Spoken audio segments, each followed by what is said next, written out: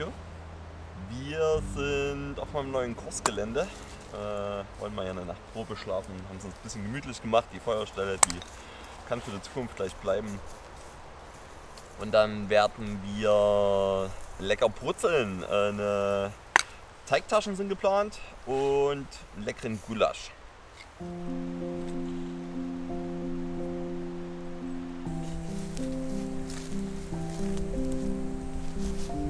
Käse zerläuft.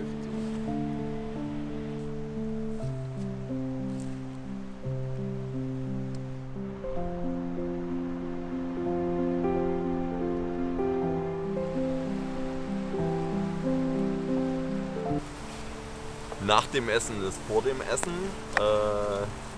Wir bereiten den Gulasch vor, aber es ist tatsächlich ein bisschen Zeit vergangen. Erik liegt in der Hängematte und erholt sich noch ein bisschen von seiner Erkältung. Peter hat ein bisschen rumgefilmt, ich habe ein Video über Survival-Mythen abgedreht und jetzt bereiten wir den leckeren Gulasch vor. Der wird ein paar Stunden köcheln, das heißt, das wird jetzt hier ganz gemütlich am Feuer stehen.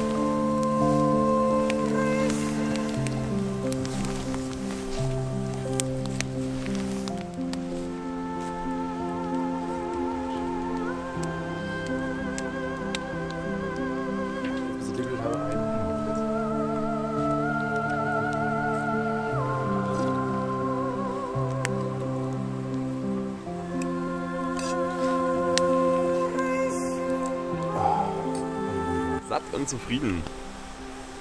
Peter hat gerade mal auf das digitale Thermometer geguckt und wir haben es -7 Grad inzwischen. Wir merken, dass es von hinten anzieht und deswegen ist es schön, jetzt einfach noch ein bisschen am Feuer zusammenzusitzen. Leider geil.